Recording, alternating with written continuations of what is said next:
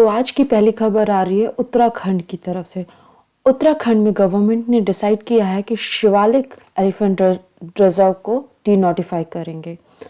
D notify करने का मतलब गवर्नमेंट ने ये कहा है, इसका मतलब ये नहीं कि वो प्रोटेक्टेड एरिया नहीं रहेगा, वो रिजर्व फॉरेस्ट फिर भी रहेगा, लेकिन हाँ जो उसमें एनवायरमेंटल कंडीशन का रिक्वायरमेंट है वो थोड़ा सा कम स्टिफ रहेगा। मतलब कि अगर अभी क्लियरेंसेस चाहिए होंगी डेवलपमेंटल वर्क के लिए तो थोड़ी सी रिड्यूस हो जाएंगी। आप जानना चाहेंगे कि उत्तराखंड गवर्नमेंट का ये डिसीजन क्यों आया है, ये डेवलपमेंट क्यों आ रही है? क्योंकि अभी रिसेंटली उत्तराखंड गवर्नमेंट ने जॉली ग्रांट एयरपोर्ट जो देहरादून में है उसको एक्सपैंड करने का प्लान बनाया, जिसमें शिवालिक एलिफेंट रिजर्व की बहुत सारी जमीन आ रही है और उससे क्या हो रहा है कि वहां के ट्रीज कट रहे हैं। आप देखेंगे पब्लिक का रिएक्शन क्या है।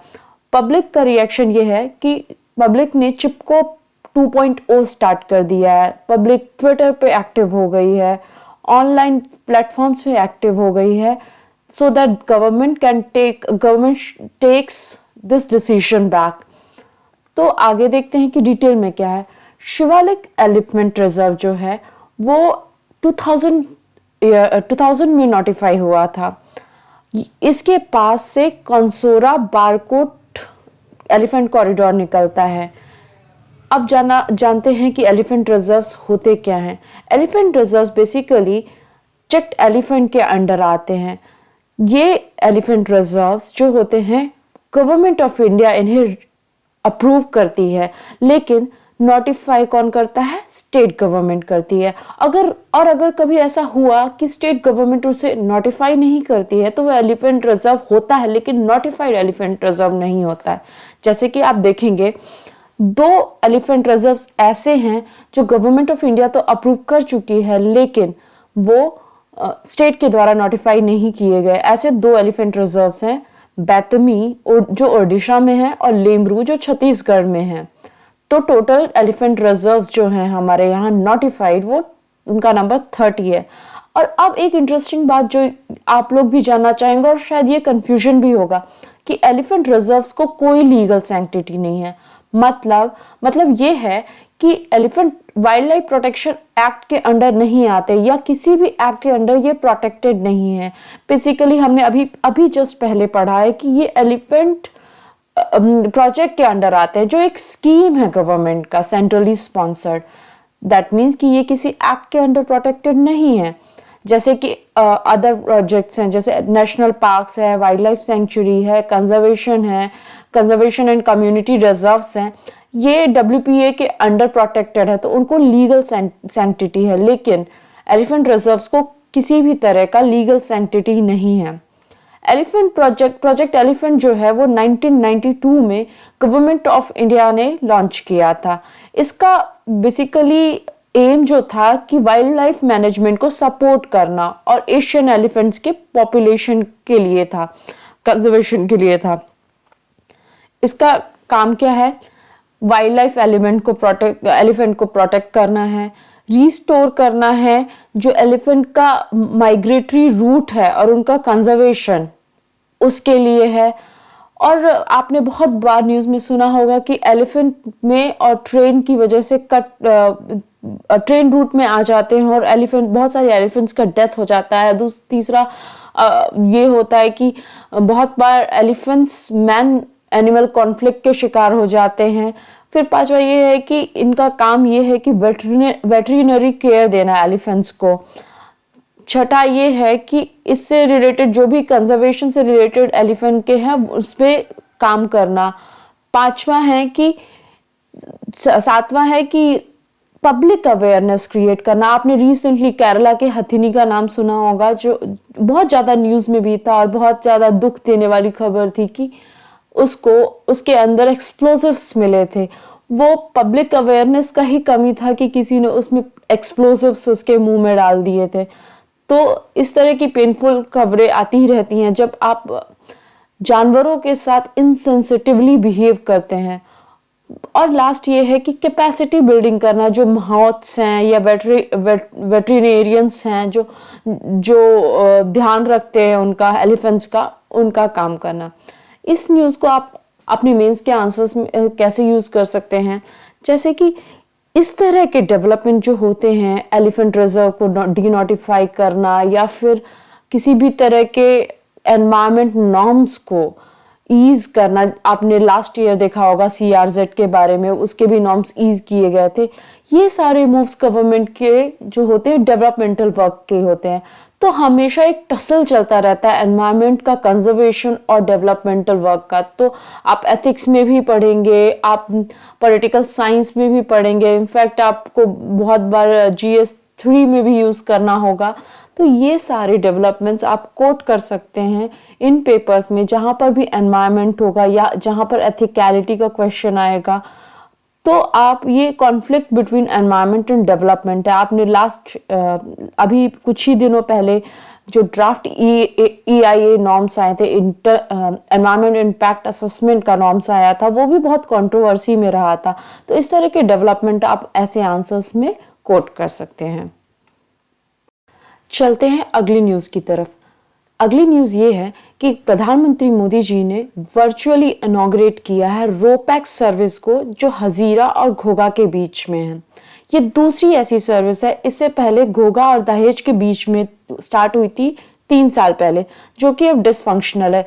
जानेंगे इसकी रीज़न, क्या रीज़न है इसके डिसफंक्शनल होने के, लेकिन उससे पहले न्यूज़ में नज़र डालते हैं। न्यूज़ ये है कि घोघा जो भावनगर में है और वो फिशिंग हैमलेट है और ये ओल्ड पोर्ट भी रहा है, और हजीरा जो सूरत में है और ये कमर्शियल ग्रीनफील्ड पोर्ट है। ग्रीनफील्ड मतलब अभी नया बना हुआ पोर्ट है, उसको कनेक्ट करता है। ये दोनों गल्फ ऑफ खंबात के ईस्टर्न और वेस्टर्न साइड के पोर्ट्स हैं। इन दोनों को कनेक्ट करता है और इन दोनों के बीच का जो डिस्टेंस है वो 60 किलोमीटर लॉन्ग है। इसके बारे में डिटेल में जानते हैं। ये RoPax service 550 passengers, 30 trucks, 7 smaller trucks, 100 two wheelers एक ट्रिप में ले जा सकती है। और सबसे बड़ा प्लस पॉइंट इसका ये है कि ऑल वेदर सर्विस है। आइए इसे मैप में देखते हैं।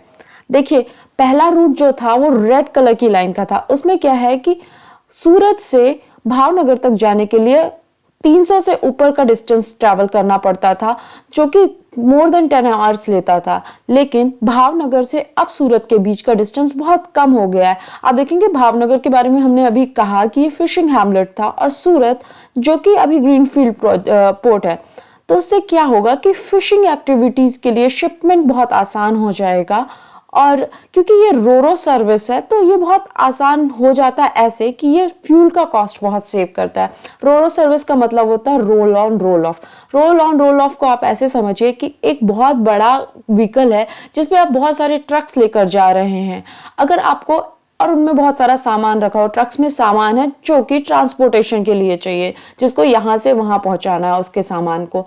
अगर आप roll on roll of service लेते हैं तो आपने उस बड़े से व्हीकल में उस इतने सारे ट्रक्स को सामान के साथ लोड कर दिया है, और आप डेस्टिनेशन तक जाएंगे और उन सारे ट्रक्स को अनलोड कर देंगे। लेकिन अगर आप यही रोल ऑन रोल ऑफ नहीं लेते तो क्या होता है कि आपको रोड रूट लेना पड़ता। तो इतने सारे व्हीकल्स का रोड रूट लेने का कॉस्ट, कंजेशन, रोड का डिग्रेडेशन, ये सब कॉस्ट इंक्लूड हो जाते। तो इससे क्या होता है कि roll on roll of services से कॉस्ट सेव होता है।